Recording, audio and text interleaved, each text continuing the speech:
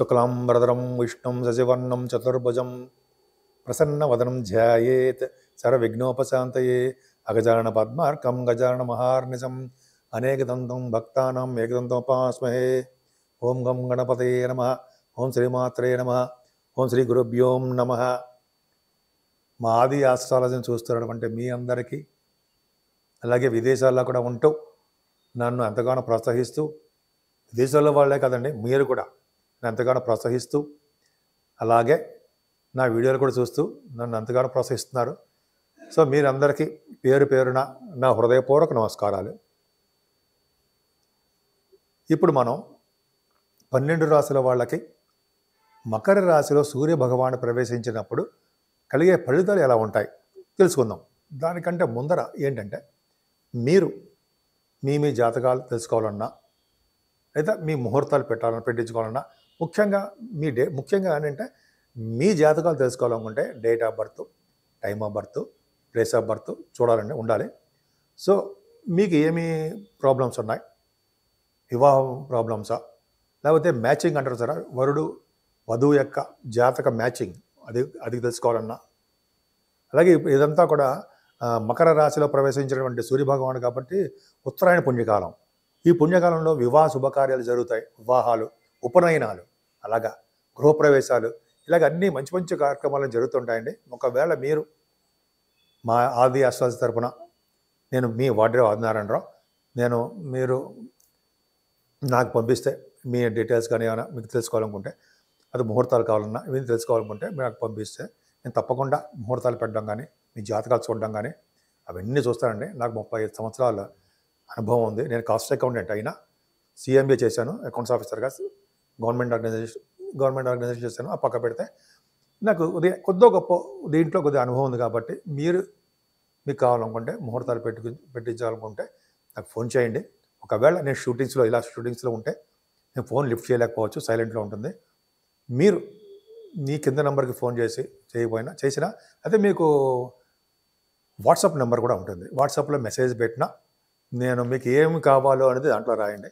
రాస్తే నేను తప్పకుండా ఈ షూటింగ్స్ అన్నీ అయిపోయిన తర్వాత కూడా నేను ఫోన్ చేసి మిమ్మల్ని పలకరిస్తాను. మీకు ఏం కావాలో కూడా అడుగుతాను. సో మీకు ఏమైనా కావాలనుకుంటే ఈ కింద నెంబర్కి ఫోన్ చేయండి. ఇప్పుడు మనం మకర రాశిలో సూర్యభగవానుడు ప్రవేశించినప్పటి నుండి 12 రాశుల వాళ్ళకి ఎలా ఉండబోతోంది, బ్రహ్మాండంగా ఉండబోతుందండి.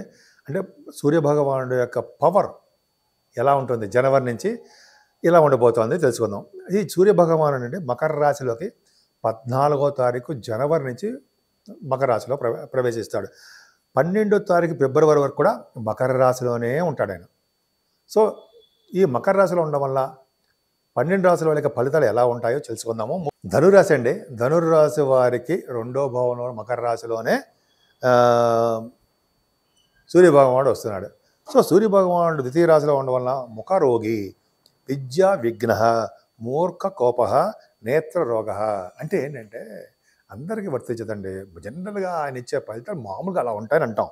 సూర్యభగవానుడు ద్వితీయ స్థానంలో ఉండడం వల్ల ముఖమునందు రోగము కలవారు అంటాం. అంటే కొద్దిగా ఫేస్లో కొంచెం చిన్న ప్రాబ్లమ్స్ వస్తాయి అని, కొంతమందికి వస్తాయని వాళ్ళ జాతకాల ప్రకారము శాస్త్రం చెప్తుంది. అందరికీ మాత్రం కాదండి. ధన వ్యయ, ధనం ఎప్పుడు బాగా ఖర్చు పెట్టేవారుగా ఉంటారని మీరు.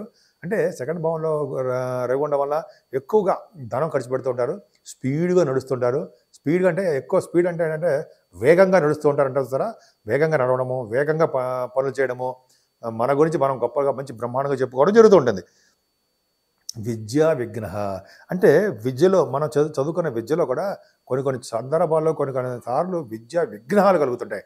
అందుకనే వినాయకుడికి దండం పెట్టుకుంటే వినాయకుడికి విఘ్న నాశకుడు కదండి.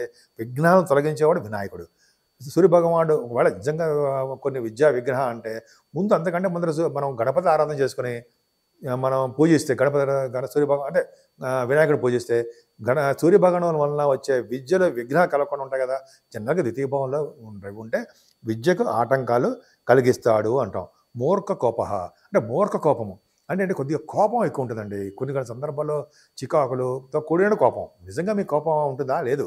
కాదంటే కొన్ని సందర్భాల్లో కొన్ని పనులు కావట్లేదనో, ఏదో చికాకుల వలనో, ఏదో ఆలోచిస్తూ ఉండడం వలనో ఇంకా రావట్లేదంటే అది తప్ప చాలా మంచివారు. నేను సరదా కోసం చెప్పట్లేదండి. తెలివైన వారు, మంచివారు, దానగుణం కలవారు మీరు ధనురాశి వాళ్ళు. కొన్ని సందర్భాల్లో కోపం ఉంటుంది, ఎందుకంటే ధనురాశి వాడికి కొంత కోపం ఉండడానికి అవకాశాలు ఉన్నాయి.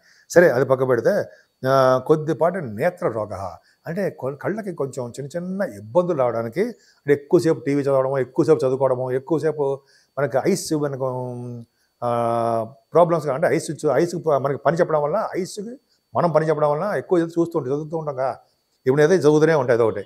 సో కొద్దిగా నేత్రాలకి కొద్దిగా ఇబ్బంది కలగడానికి అవకాశం ఉంది. సో ఈ విధంగా ఇలాగంటే ఇందాక చెప్పినట్టుగా విద్యా విగ్రహ మూర్ఖ కోప నేత్రరోగ, ఇవన్నీ మనం అధిగమించాలి. ఇలాగ అధిగమిస్తాము ఏమీ లేదండి. సూర్యభగవాన్ ఒక్కడనే సూర్యభగవాన్నే మనకి ఆరాధించాలి, ఆయనే ఆరాధించాలి, ఆయన పట్టుకుని సరిపోతుంది. అంటే 14వ తారీఖుని ఉత్తరాయణ పుణ్యకాలం వస్తుందండి మనకి. అంటే సూర్యభగవానుడు మకర రాశిలో, మకర సంక్రమణము ఉంటుంది, సంక్రమణం అంటే రాశిలోకి వెళ్తాడు. మకర రాశిలో 14వ తారీఖు జనవరి 2025. 6 రోజు స్నానాలు, నదీ స్నానము, గంగా స్నానము, దగ్గర ఉన్న నదులు, ఏ నదిలో స్నానం చేసిన పర్లా, అవకాశం ఉంటే గంగా నది, సరయూ నది, యమున, అలాగే త్రివేణి సంగమంలో చూడండి, ఎంతమంది టీవీలో కూడా చూస్తాం, త్రివేణి సంగమంలో ఎంతమంది స్నానాలు చేస్తారు. అలాగే సూర్యభగవానుడికి అర్ఘ్యం సమర్పించాలి. 10 సార్లు, కొంతమంది 3 సార్లు చేస్తారు, కొంతమంది 10 సార్లు చేస్తారు. అలాగే సూర్యభగవానుడికి ఎర్రని పుష్పాలు మన అర్ఘ్యం, అంటే మన నీళ్ళలో వేసి అర్ఘ్యం ఇచ్చినప్పుడు సమర్పించడం చాలా మంచిదండి. అలా అర్ఘ్యం గాయత్రి మంత్రం చేస్తూ ఇవ్వచ్చు. ఓం సూర్యాయ నమః, ఓం సూర్యాయ నమః అంటూ ఇవ్వచ్చు. మీకు సూర్యభగవాన్ యొక్క మంత్రాలు తెలిస్తే ఆ మంత్రం ద్వారా సూర్యభగవాన్ని పూజించవచ్చు. ఎందుకంటే సూర్యభగవాన్ నమస్కార ప్రియుడు, ఆయన ఆరోగ్య ప్రదాత, ఐశ్వర్య ప్రదాత. మా బాబోయ్, చాలా మీకు సూర్యభగవానుడు భాగ్యాధిపతి.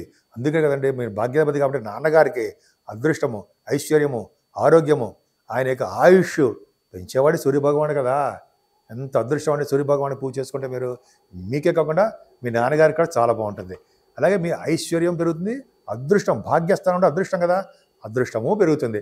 సరే, ఇలా అదొకటంటే మీరు సూర్యభగవాన్ ఆరాధన చేసిన తర్వాత గోధుమల దానం కూడా ఇవ్వాలండి. అంటే ఇప్పుడు కాదు, నవగ్రహాలు మీకు వీలుంటే 6 వారాల పాటు ఆదివారం సూర్యభగవాన్ ఆరాధన చేసుకోవడము, 6వ వారం చివరిలో 6వ వారం 6th వీక్ అయిపోయిన తర్వాత గోధుమలు కూడా దానం బ్రాహ్మణుడికి ఇచ్చేస్తే చాలా మంచిది. పీడ పోతుంది, ఐశ్వర్యం పట్టుకుంటుంది, ధనవృద్ధి కలుగుతుంది, కుటుంబ వృద్ధి కలుగుతుంది, గాయకులకి మంచి వాయిస్ వస్తుంది. సరే, ఈ విధంగా బాగుంటుందండి. ముఖ్యంగా ఇది అయిపోయిన తర్వాత అంటే మీరు స్నానాలు అధికారులు అయిపోయిన తర్వాత దానాలు, బంగారు దానం. సూర్యభగవానికి మీకు భాగ్యాధిపతి కదా, సూర్యభగవాన్ చాలా మీకు మంచి ఫేవరబుల్ ప్లానెట్ ఆయన. సూర్యభగవానుడు భాగ్యస్థానం ఉన్నాడు కదా, భాగ్యాన్ని విద్యని పెంచేవాడు ఆయన కదా. ఆయన కొంచెం బంగారం అయినా సరే వేద పండితులు కానీ, శాస్త్రాలు చదివిన వాళ్ళకి కానీ, అయితే పండితులు మీరు ఉన్నారు కొంతమంది ఉంటారు కదా బ్రాహ్మణులు, వాళ్ళకి కానీ దానాలు ఇస్తే చాలా చాలా ఫలితాలు మీకు బాగా ఉంటాయి. విష్ణులోక ప్రాప్తి అని జనరల్గా అంటాం. అలాగే స్వర్గలోకం కానీ, ముఖ్యంగా బ్రహ్మలోకానికి వెళ్ళడానికి అవకాశాలు ఉన్నాయని శాస్త్రాలు కొన్ని బుక్స్లో నేను చదివాను. సరే, అది పక్కన పెడితే బంగారము, వెండి, వస్త్రాలు, అలాగే కొంతమంది గోదానము, అన్నదానము, ఏ దానం ఉంటే ఆ దానము, స్వయం పాక దానము, ఏ దానం ఇచ్చినా చాలా మంచి ఫలితాలు ఉంటాయండి. మీరు తప్పకుండా చేసుకోండి, చాలా మంచి అద్భుతమైన ఫలితాలు ఉన్నాయి. గాయత్రి మంత్రం మాత్రం ఈ నెలలు కూడా మీరు చేసుకొని ఉంటే మంచి ఫలితాలు అద్భుతంగా రాగలవు. మీకు అనేక సమస్యల నుంచి, అనేక ప్రాబ్లమ్స్, అనేక రోగ సమస్యలు కానీ ఎటువంటి సమస్యలు ఉన్నా కూడా సూర్యభగవాన్ ఆరాధన చేయాలి. ఇవన్నీ చేయలేమని మనం మరి ఎలా చేయాలి అంటే సూర్యభగవాన్ నమస్కార ప్రియుడు. ఇందా నేను చెప్పినట్టుగానే సూర్యభగవాన్ నమస్కారం పెట్టడం వలన చక్కటి ఆరోగ్యం కలిగి, ఐశ్వర్యం కలిగి, ఆనందంగా, తృప్తిగా, డైనమిక్గా, తెలివిగా, సంతోషంగా ఉండడానికి కారకుడు కూడా సూర్యభగవానే అవుతాడు. కాబట్టి సూర్య ఆరాధన మాత్రం మర్చిపోకండి. టెంపుల్స్కి వెళ్ళాలి. ఈరోజు దేవాలయ సందర్శన మాత్రం చేసుకోవాలండి. సూర్యభగవాన్ దేవాలయం చేస్తే చాలా మంచిది. శుభ్రం చేయాలి.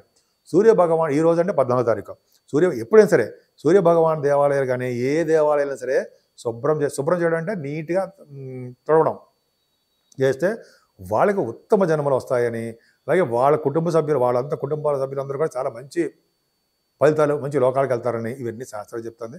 ఈ విధంగా మీరు చేయడం అవకాశం ఉంటే మీరు చేయండి, మంచి ఫలితాలు వస్తాయి.